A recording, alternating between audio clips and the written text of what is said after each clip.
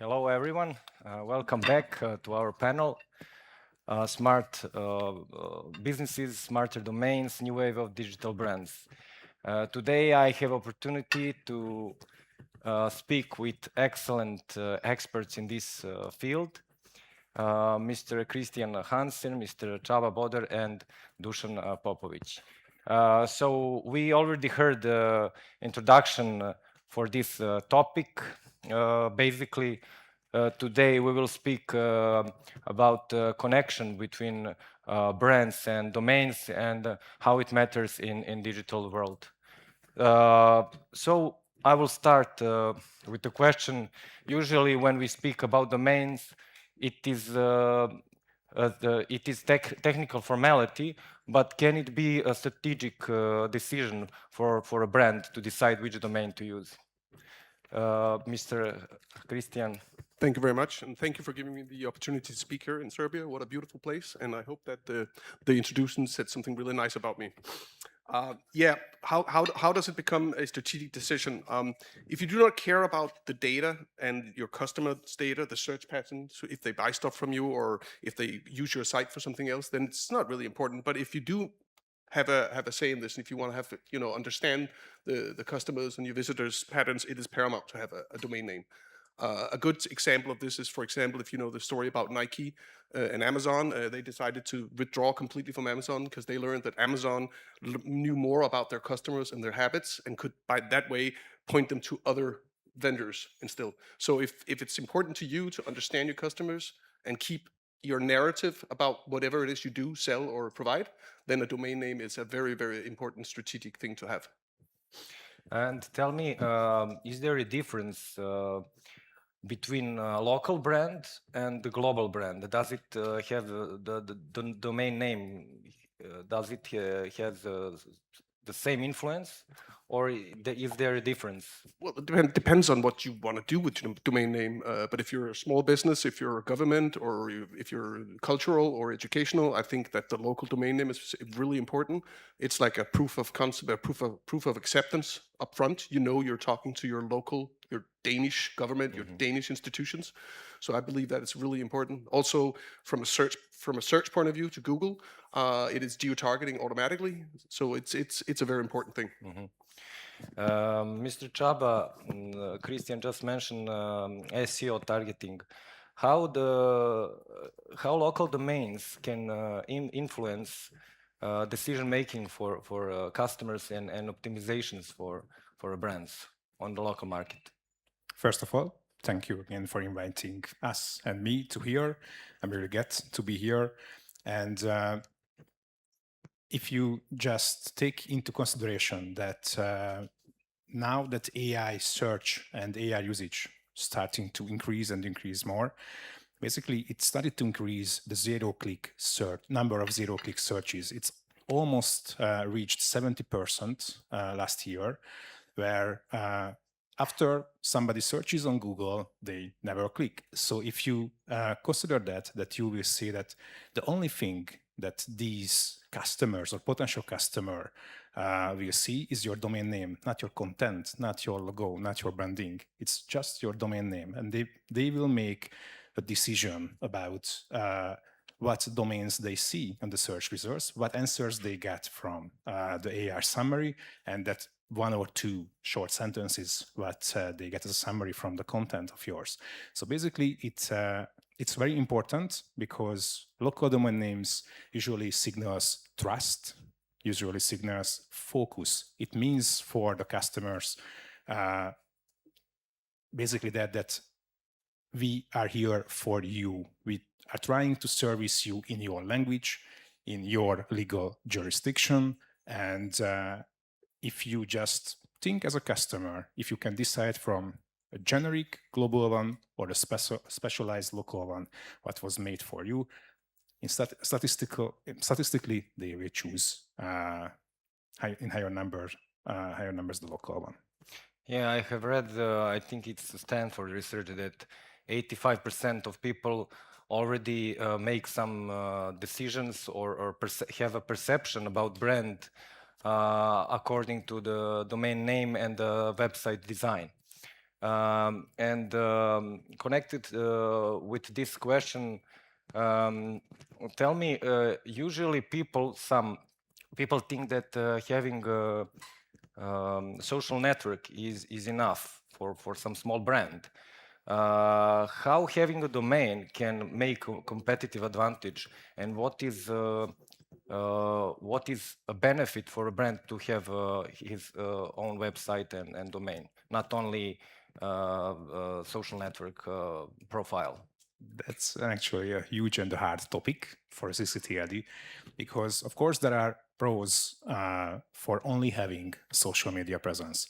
It's easy, it's fast to set up, so it's really hard to show this kind of domain users or this kind of consumers that if they only have social media presence and they actually build a brand on it, they have they expect some income from that channel, that they will not have control over that channel. It can disappear in an instance. Somebody somewhere in the world can decide that they will switch off your social media presence temporarily or as a finite decision, and you cannot do basically anything, or you have very little options to do about it. But when you have your brand as a domain name, you can still have the pros of social media presence, but if the first point of contact is your own domain with your customers, you have control, so you can set up another system to serve them, you can direct them to another social platform if you will, but at least you have control and you have the first and most important touch point with your customers. It's your own domain name. And now If I can just add to that, also a very important thing is when somebody buys something from you and you receive an invoice, it's much nicer to get it from a domain, web domain, than from a Gmail or a Hotmail. A recent study from VeriSign, the .com providers, shows that the trust in Gmail when it comes to stuff like this is very, very low. 70% believe that it's fake. So you can sell something to somebody, but then they send the invoice comes from a Gmail, and it may end up in spam. It may be blocked, so it's really important. We come just to the legal part of that. How is it easier for a brand to protect itself when it has a local domain name? Well, I was just about to jump into this conversation because I would like to add the legal perspective to what you just said regarding the profile on social media.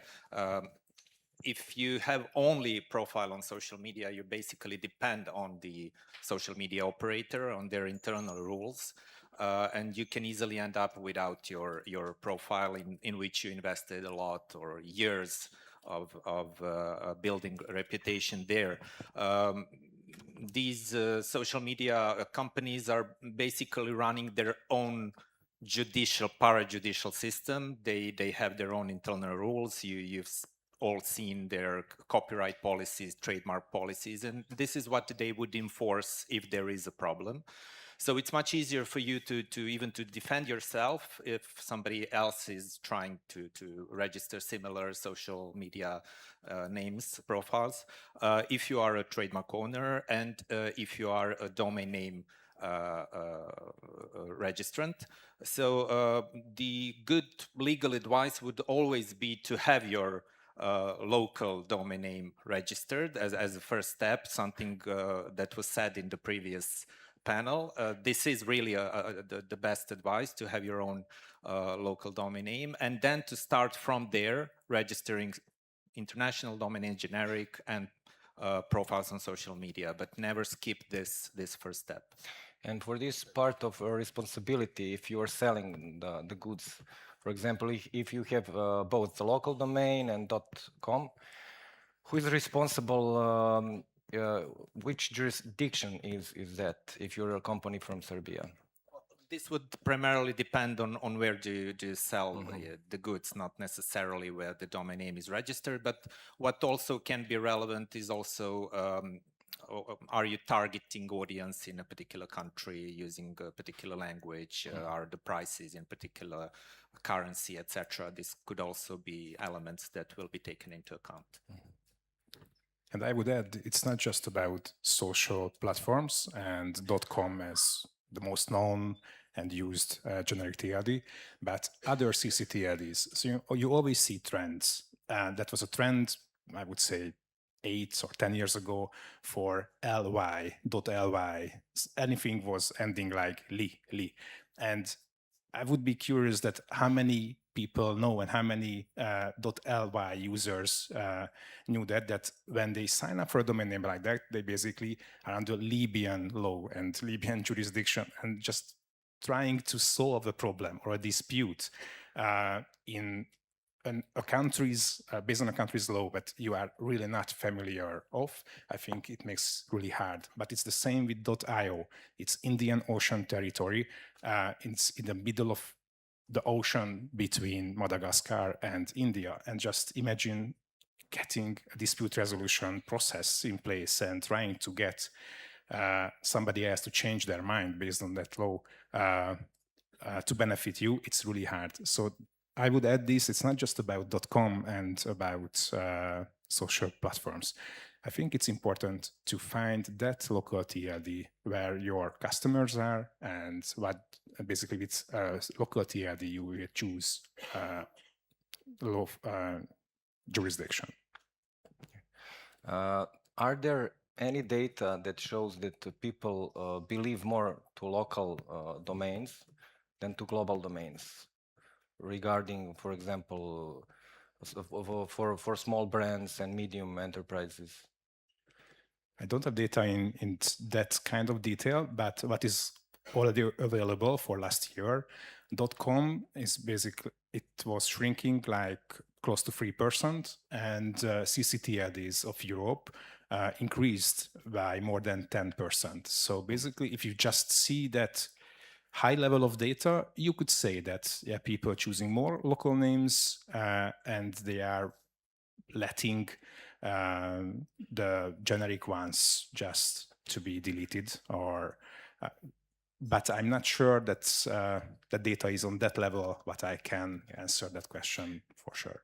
Yeah, because when I think about local domain names, when I see some site that has extensions .rs, I think that me personally believe more in that brand because I have an idea that I can find who is the owner, that I can reach to customer support in Serbian language and all other stuff that are important for a consumer. So based on that, I'm thinking that local domain names can be competitive advantage for small businesses here, for example, in Serbia or in Denmark or in Hungary.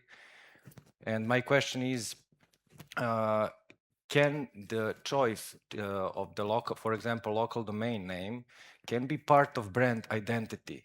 For example, just like color code, brand name, other brand assets that are important for building identity.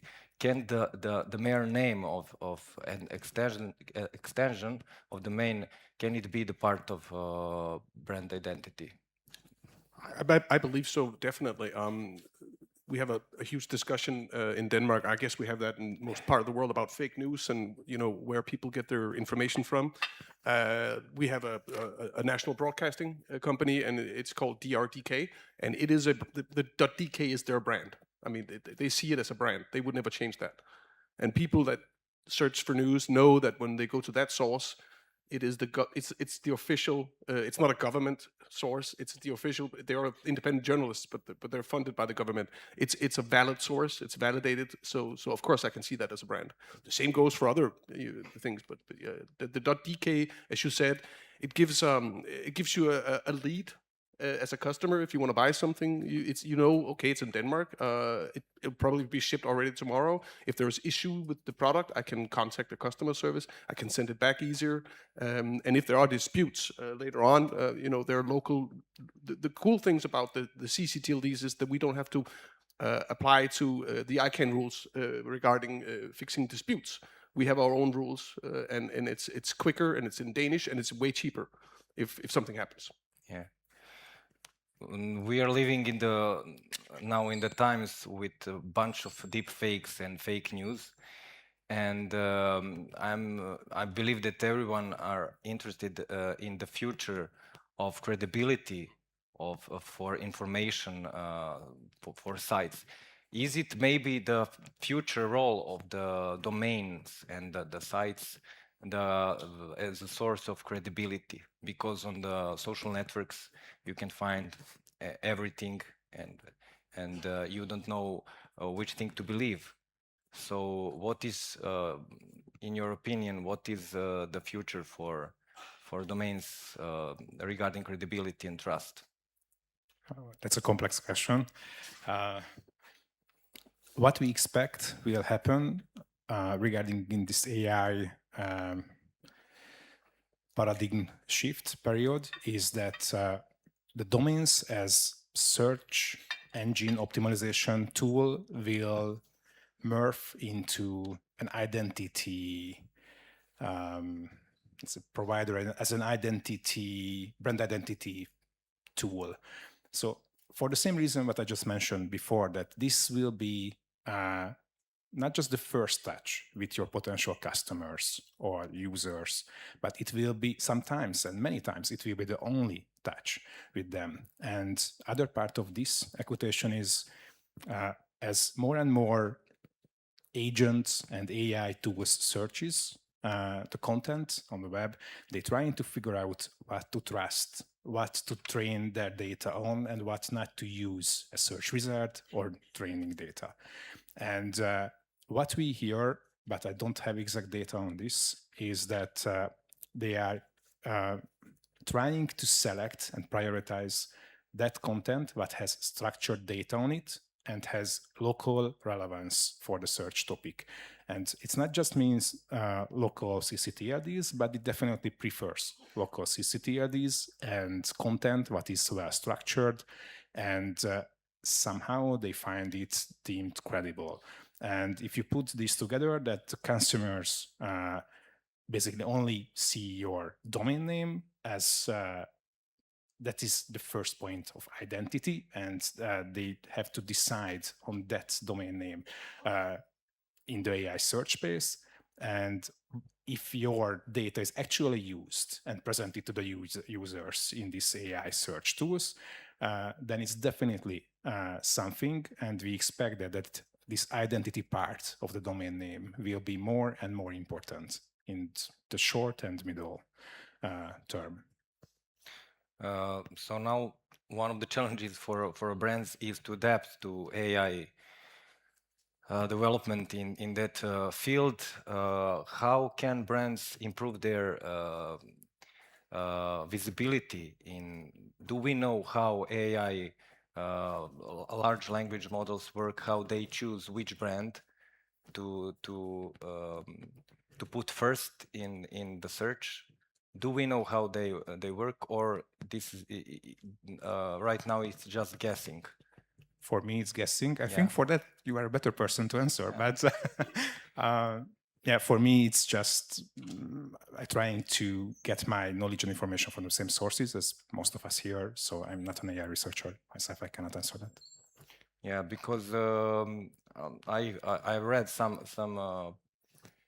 article that says that the biggest challenge for small and big brands right now is how to adapt to AI search. It is different than SEO, than traditional search results till this moment.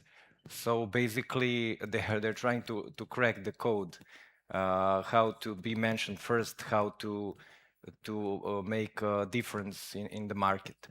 And regarding that, we know that AI changed many different things, especially in legal part.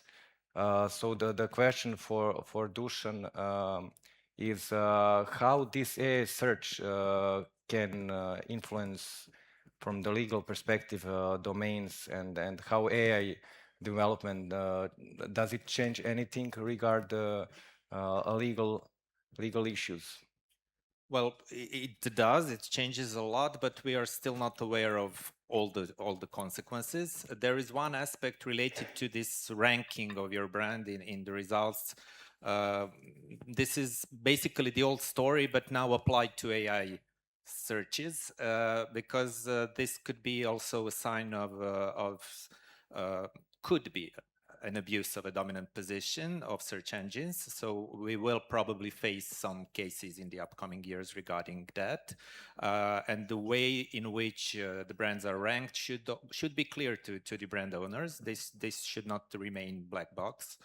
There is a huge concentration of power in search engines. This is the story we've been telling for the last 20 years, but now it's a new phase because it's AI powered.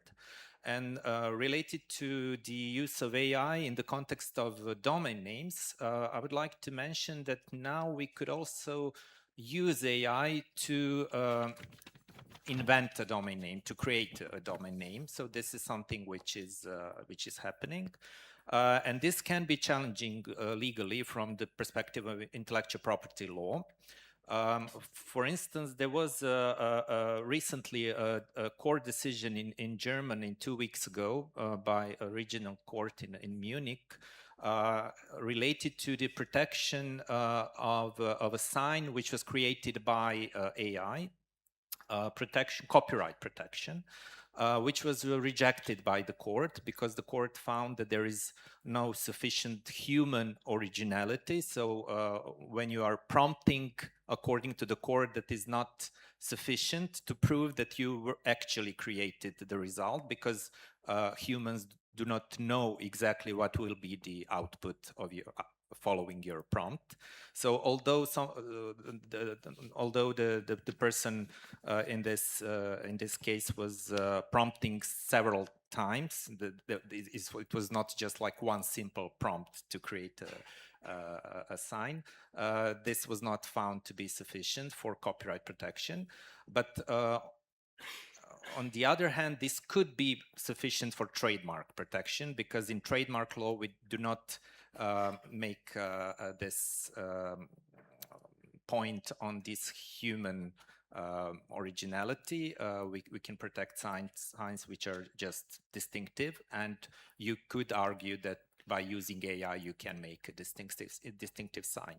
So these are all questions which are not fully answered. We are now facing some cases, and we need to wait for at least 2 years to see where the case law, how the case law would settle. At this moment, there is 108 copyright disputes between copyright owners and AI companies in the world. So there are different outcomes in different parts of the world, and even the case I mentioned from Germany, which is probably the most relevant for us because we're all Europeans. This is just a regional court decision, so there will be an appellate proceedings. So it's a bit early to fully answer this question. I believe that in the next 3 conferences we will still be discussing the same issue. I know that Denmark is the first country to protect people's own right to have their pictures, voices, and other personal identification online to be protected.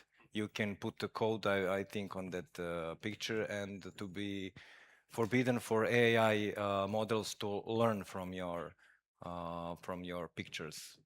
So basically there are some moves in a good direction.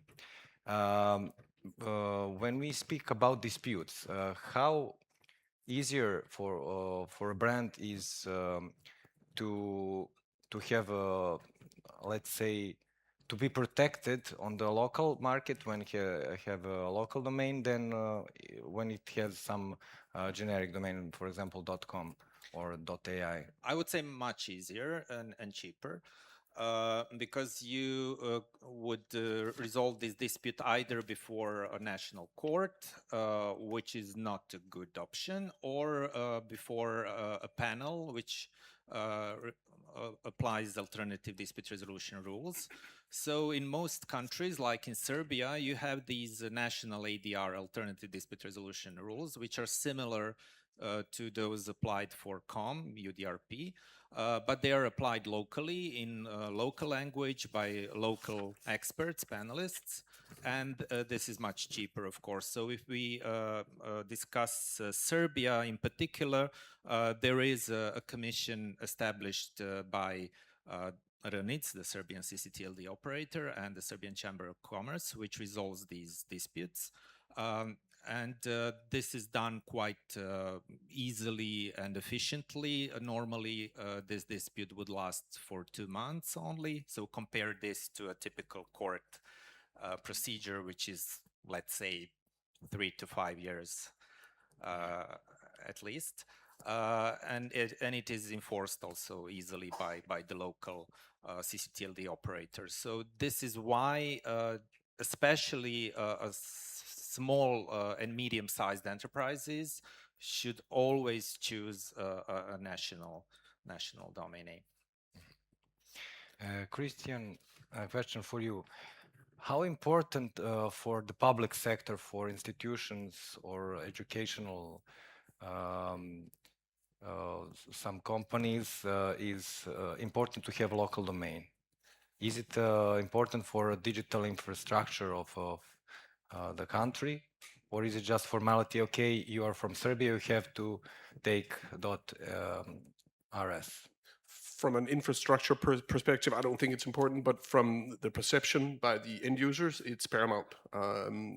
If you want to get in touch with your, healthcare, if you want to get in touch with something governmental, or if you want to apply for a university or something like that, it is important to know that it is the local one you talk to. Again, back to some of the things we talked about if it's a business, you can speak to somebody in your language.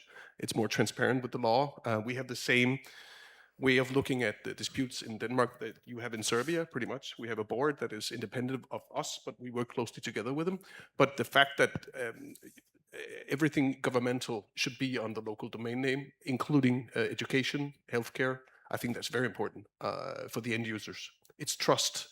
And also, if you choose to use AI to find these things, I know that AI doesn't use the same patterns when it like SME or SEO, but it inherits some of it. There's the geo-targeting. Immediately you will take that. If I'm writing in Danish, saying I want to know what university can give me this course and that course, it will know that I'm looking in Denmark because I write in Danish, and then it will look for the Danish local domain name for the university. So I think it's very important for the trust factor. Mm-hmm. Because there is data that shows that from month to month, people more and more are seeking information on large language models, and the site visits eventually will drop in the future. So is there a different role for sites and domains? Maybe Csaba? Is there a different role for the sites and domains in the future? Do you see it? There is different, why people will go on the site? Absolutely, but I will basically just repeat myself. That it's part of your digital identity. That what is your domain name, and if you have to do all the changes what is required to transition from this search engine optimization-led world to this new LLM-based search world. And in order to do that, you basically have to optimize for data structure and trustworthiness.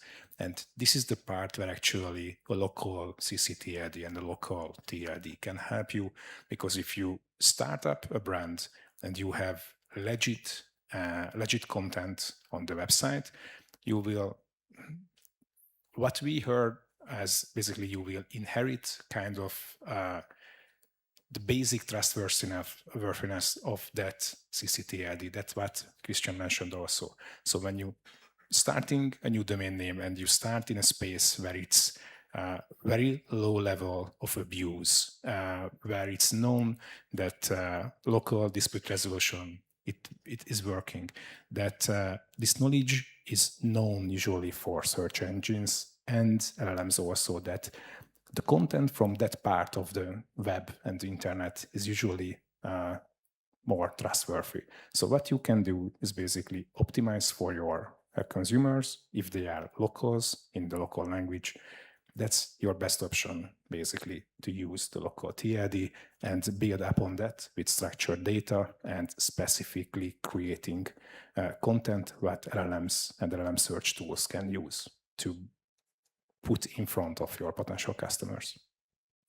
And this is actually one of those places where I like AI, because AI can help you to create AI-friendly content. And we see more and more CMS systems that, or CM systems that does this for you or help you with it.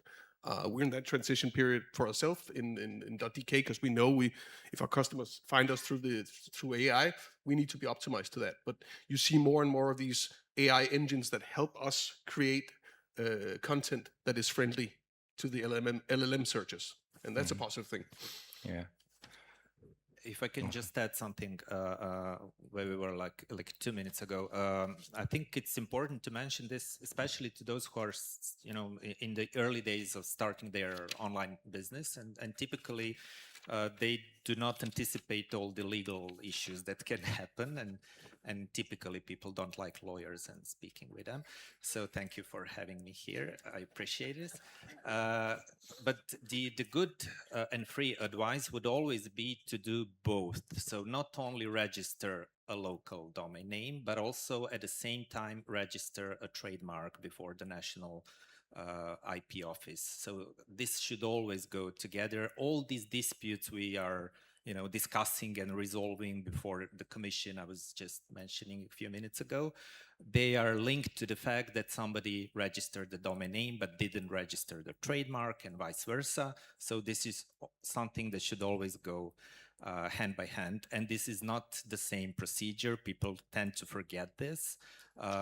So you should do both, one before the national IP office and second before the registry operator. Did you have something to say? No, I just pointed to Christian because they have a tool specific for that. Yeah, we have a tool that helps people with that. You can, if you have an idea for a brand name, you can type it in, and it will look if it's available as a domain name, and it will see if it's available or if it's taken already as a trademark, because we can't decide that. It's a process. And then also if you can get it as a company name, because in Denmark you have to register companies.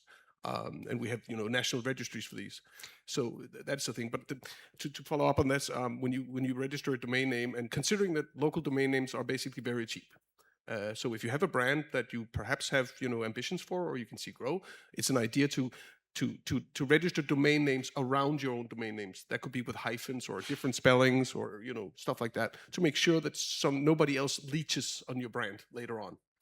So that's, and we're trying to figure out if we can get AI to help us create even better examples to protect your brand. To define all those possible cases where your brand can be attacked. Precisely, down to typo squatting almost. Since we have a Serbian audience, I will just mention that this is all, verifiable online. You can check the website of the Intellectual Property Office of Serbia to check whether a trademark you would like to register is already taken. And of course, you can check the website of Runic and verify your potential domain name availability. Can you sue someone who took a domain similar to yours, but it is not the same? What is the legal consequences for that? Well, the answer depends on the circumstances. How similar is it? Is it confusingly similar? Is it taken, registered in bad faith or not? So there are nuances. So the answer to your question could be, yes or no, Yes, depending yeah. on the I facts understand. of the case. In Denmark, it's written into the law regulating domains in Denmark that if you do something that is, we call this typo squatting, then we automatically take it away. There don't even have to be a dispute about it. If it's done in bad faith, of course, it can be an accident, and then most times they just say, "Oh, I didn't know that," and then that's it. It's no big deal. And actually, we expect that this kind of, not in bad faith, but by accident, close to other domain name registrations will increase because, just as you mentioned, more and more people will use AI to create new brands, to figure out new domain names, and these LLMs will not check by themselves automatically the IPOs and IP sources. That if that's trademark is already registered or if it's close to another trademark. So what we expect is basically more and more kind of these accidents will happen. So it's basically just a higher load on the dispute resolution processes of us and probably for .rs also. Again, what you can do is preventive protection. If you do that, basically make your life easier. But of course, this has costs. You have to keep these domain names up. So it's only worth to do it when you have a certain level of presence on the web. Do you think that having a local domain has something to do with national pride, maybe? Or is it just functional?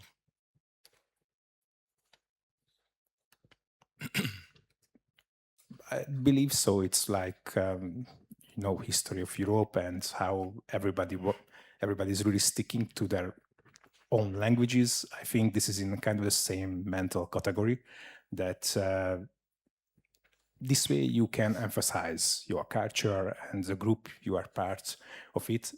From statistical point of view, we ran a research 1.5 years ago, and what we found is basically .hu is the go-to CCTLD for 92%. In 92% of the cases when a Hungarian wants to register a domain name for the Hungarian audience. So it's basically in almost all the cases. And I imagine it's kind of the similar numbers for .rs in Serbia and .ek in Danish. What is your recommendation for a brand, for example, small brand entering the market? Do you have some recommendation from your perspective? First of all, get the domain name, or figure out if you can get it. Somebody else could have it already, and then start there. Make that your digital base. That's your backbone. Then you can do all the other things, whether it be social media or anything else. But start with the domain name if you want to be seen online. Definitely start with the domain name. Yeah. We work in the business, so we had some issues when our government basically had a press conference and started to talk about a new domain name, but they forget to actually get the domain name before it, and it can create a huge pressure on the CCTLD. It's the same for companies also. So please, if you have a new idea and you already start to marketing it and tell the public about it, register it first. I think that's the main stuff to do. I have to add, register a domain and register a trademark. Otherwise, you will end up discussing with lawyers at some point in your... And of course, register the company if it's in Denmark. You have to do that. You should not say that. Few questions more before we ask audience. Do they have some questions? What do you think will happen in the next, for example, decade or several years? Do you expect increase in local domain names? Is it some trend visible? I would say 50-50. 50-50. Actually, it's again, it's another research of us. We try to figure out that how this AI change will impact .hu domain name registrations. And what we found, we created a force field analysis, and it's just slightly more on the growing side than on the decreasing side. So I would say in the next 1 or 2 years, we expect a slight increase.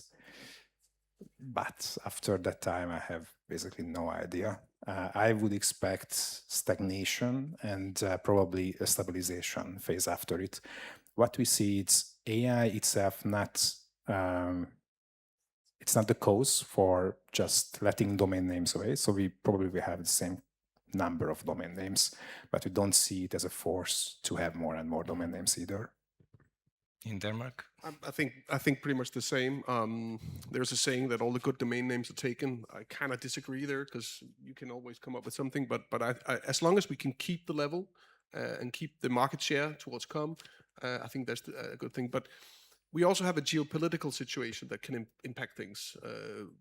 We used to be good friends with the people on the other side of the pond. We don't know where we have them now. So there could be a move there that people and companies will move away. We have, everybody knows Lego, the toys.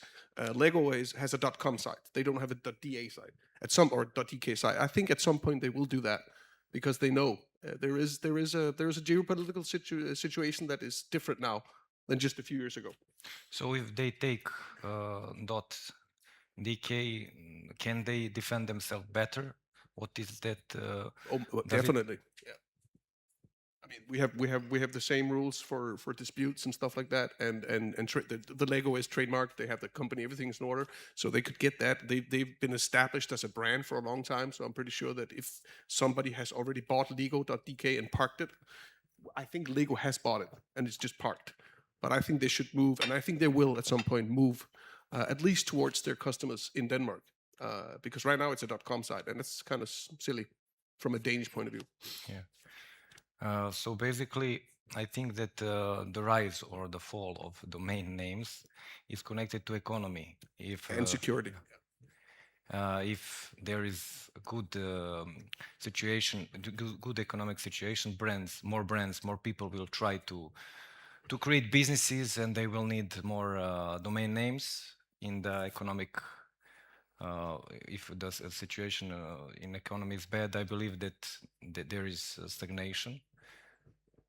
But I agree with you that basically what we see is it's not a strong correlation, but it's kind of the biggest correlation from different parameters we tried to find and analyze, is that how your economical situation, what is the economical situation in your country. For Systetia, this is basically, it's the country and the same language speaking group. And if the economy is good for them, basically it means more domain names. If it's stagnating, you will see that in domain names also. Also, the fact that abuse is on a rise constantly. We see more and more phishing, we see more and more smishing and stuff like that.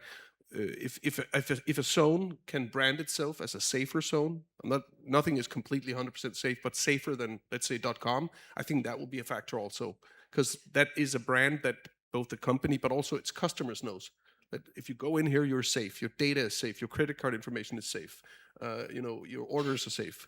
I think that will play into it also. So there is a rise in safety issues globally right now, which can be defended with good domain names and special local domain names. Yeah, and we have an open WHOIS database. For those who don't know what a WHOIS database is, it's pretty much the database about everybody that owns domains in Denmark. It's open. Everybody are presented on our site. You can apply to become a private citizen that doesn't get your information shown, but then we have made it so that we can actually help somebody contact that person, because we need to know the ID behind a registrant. Mm-hmm. It's mandatory, and it's been since 2017 with an ID control. And from this year, it's mandatory for everybody, and we will do it even more often to make sure. And this is, of course, in the keel of NSI 2, which has done a lot on this level. And I think this will be a thing that people see as a positive thing. That, if I get scammed from a website, I can go to the .dk's website and find out who is behind this. Even if it's a foreigner, they have to be presented publicly. Yeah, I know that. I heard for a scam that someone changed the Microsoft the letter M. They created R and N that looks like M if you're not paying attention. and they're scammed a lot of people. You mentioned good brand and domain names are taken already, but can you give some advice how to create good domain name? That's really hard to see. Yeah, especially right now when good ones are taken. Well, it's just a saying, and as I also say, I don't believe that 100%. But you have to take into consideration that a lot of good names are taken. But it depends on what you want with it, what your company's called, what your reach is, stuff like that. It's a hard question to answer solidly, I must admit. Maybe you have something to add there. Again, just a few data on that, but we see that they were taken. Let's say, I wouldn't say good domain names, the high value domain names were taken. But what we just saw last year, that one of the biggest second-hand domain player who controlled more than 5 million domain names, they just let 900,000 domain names go.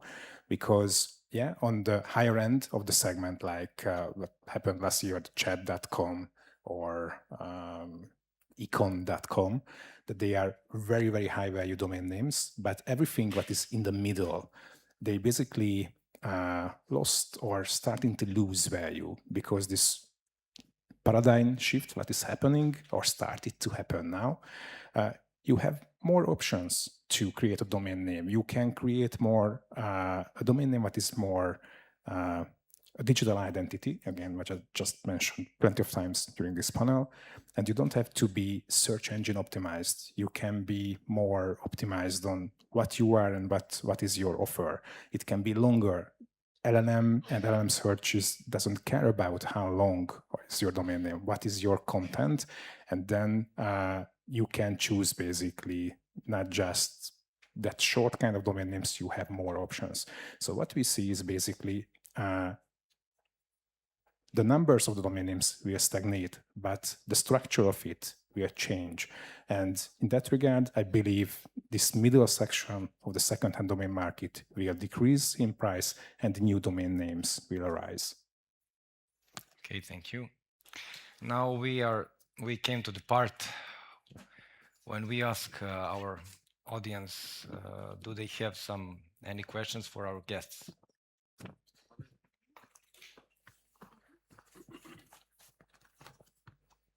Ili ima nekih pitanja? Yes, thank you. Hello, everyone. Diana from .rs.sr. And I have a question for you all, my colleagues from the industry and also professor. We've heard the word value just recently, but in terms of money, but not in the terms of value. So we know that CCTLDs are on the internet much longer than huge platforms, but we were actually discussing all this time. But can we maybe shift the perspective in terms that choosing CCTLD actually means advocating a given value, or actually saying to your customers, because we link brands with values, don't we? We stand for these values by choosing CCTLD, which means we stand for safer internet. We take care of our zones. We implement local and international legal requirements to keep the zone safer. We also don't feed the tech oligarchs with your data, because we will, demolish end-to-end decryption in Instagram messages, which is a quite popular e-commerce format in Serbia. So basically, can we maybe communicate that a bit stronger, that I should basically choosing the CCTLDs, choosing a different set of values, I mean locally, but also globally, that our business stands for something more than just choosing the cheapest or more convenient and less reliable option. Maybe we can, deliberate that from legal point of view, and maybe from commercial point of view in terms of some values that we all share. Thanks. Well, I can only agree. As a consumer, I was going to say the same thing, that for me as a consumer, seeing a local, a national domain name gives a certain positive message to me. Even some kind of patriotism from coming from the registrant that it opted for a national domain name. There is no dramatical difference in terms of applicable rules. Everything is more or less harmonized nowadays, but it's of course, much easier to enforce national rules before national bodies, which I elaborated already. But speaking as a regular consumer, this really does give me some insight into values of the domain name registrant. And also, I think we should work together with our registrars, because they are the one that the people that want to buy domain names start with mostly. Most Danes don't know who we are, but they know who one.com is. So I think we should work closer together with them. But as a registry as we are, that is what we spend our time on when we promote ourselves or when we do. That is making the Danes understand that the zone is among the safest, and they know their data is safe with us. Our zone is protected, and they can always find out who's behind the domain name, whether it's because they've been scammed or if they other issues. I think that's something we can promote, but our registrars need to get working. But they work in volumes. They work. They don't think that way. But maybe we could enter into dialogue with them. I basically agree with most of the values that you just mentioned, and actually I would point that you mentioned convenience. I definitely think that nobody chooses the local national CCTLD as a convenience. I'm quite sure that we usually are harder to use, harder to register a domain name. I have no idea if that's the case with .rs, but with .hu, it's definitely, you can easier and faster can register a .com than a .hu. So it's already signals to your potential customers that you actually took more steps to actually use the one what is safer, what actually has more trust, and to have to be compliant with the local rules. And if that's the case with .rs also, and I'm curious about your answer on that, it's definitely the same. They already signaling that they are willing to make the extra mile to communicate with you on your language with your culture. So I think that's definitely a good point that you made. Do we have Evo any imamo further još questions? 2 pitanja. Samo zadržite ruku da dođe mikrofon do vas.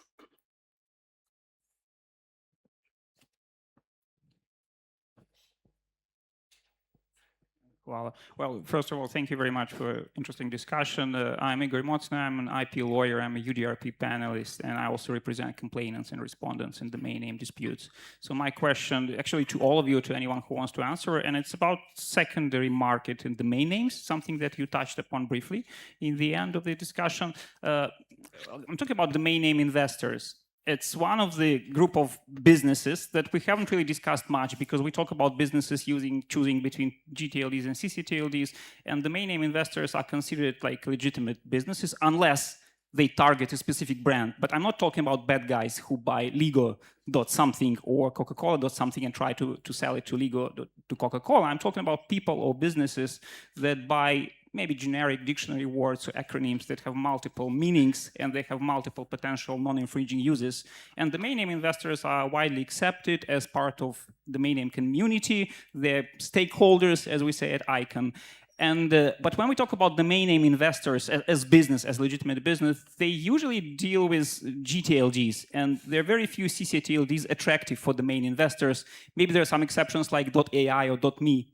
But do you think there is a potential for CCTLDs in general, and maybe you can talk about your specific CCTLD, to become more attractive to domain name investors? Again, good domain investors, not the bad guys. Thank you. That would actually go against our goal to be secure and actually be used. So for 20 plus years for .hu, it was a goal not to have any parked domain names in the zone and not to have domain names registered to be parked. And it's kind of correlates with domain name investors who are not using actually the domain name, they only have it as an investment. So I would say it's not a goal for us in our case to be more helpful for domain investors. Of course, they can always buy it, but we're not actively trying to help them. I agree completely. It's not something we encourage. I think if you do it as a warehouse and you expect it to become something you can sell later on, you can get in trouble legally in Denmark because that's not legal. So we won't press that at all.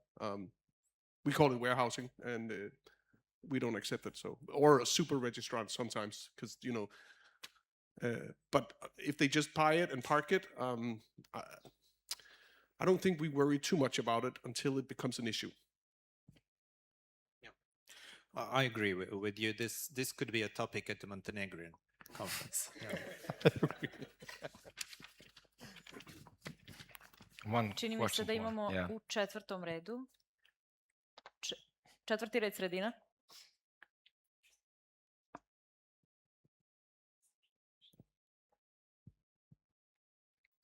Thank you for the very interesting discussion.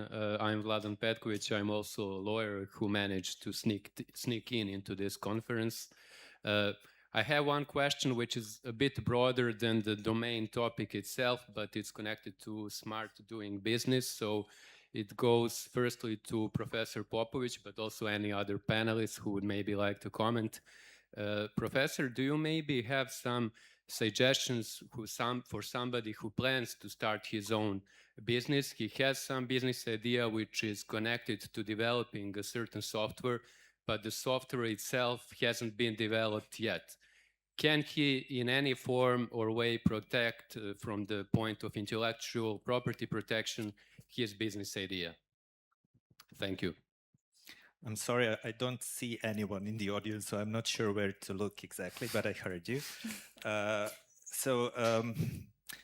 Software is a very sad story in intellectual property law, because some decades ago, when we were discussing how to protect software, we made the wrong decision. So we decided to protect it by copyright, which is not a great solution, as we can say now, some 40 years later. You mentioned idea. Idea in general is not protectable, just the form in which your idea is being presented. You should be very, very careful in sharing your ideas with your colleagues before you actually develop a product which could be protected by copyright. And the other issue with that is something we are seeing constantly in Serbia, since IT companies here mostly cooperate with the United States. European and Serbian copyright law is quite different to the American one. We have this moral component, moral rights, and the Americans see copyright as a purely economic right. So it's very difficult to have this conversation between a European and a Serbian and an American. So this really creates a lot of legal problems in practice and a lot of work for attorneys.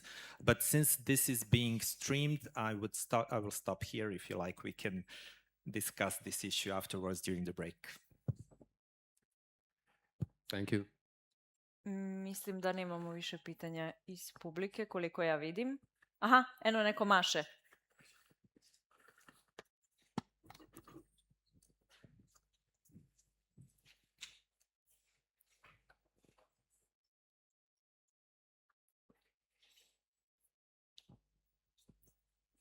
Hello, everyone. Thank you very much for the amazing discussion. I have one question. I'm Boris Fionov, consultant interpreter. I have one question I would say to everyone, but probably to Professor Popović in first. I understood from what you were talking about that if AI is used to generate something like image for brands, it's still a question if it's possible to protect that. And I recall, and you mentioned some case about it, and I recall exactly similar case, which when US Copyright Office granted copyright for the book, but not for the book, only for composition and text, but not for images themselves. So my question would be, so if the company using AI to generate picture for brand, it would be still question to protect copyright and intellectual property for the brand visual itself. Thank you very much. Thank you. Well, you're right. There are different decisions, but the majority of decisions we have at this moment is against copyright protection of AI-generated content. However, there are examples which are totally, opposite to the example I've given from 2 weeks ago from Germany. There is, for instance, one decision, if I recall well, in the Czech Republic, where prompting was used as a proof that there was a human involvement, sufficient human involvement to prove that actually the human influenced the result generated by AI. But the majority decisions at this moment, and my personal view is that this should not be taken as a result, because when you're prompting, you're actually can to some point influence the result, but let's be frank, you don't know exactly what the result would be. So at this moment, the use of AI remains black box for everyone, except for those who created it, perhaps.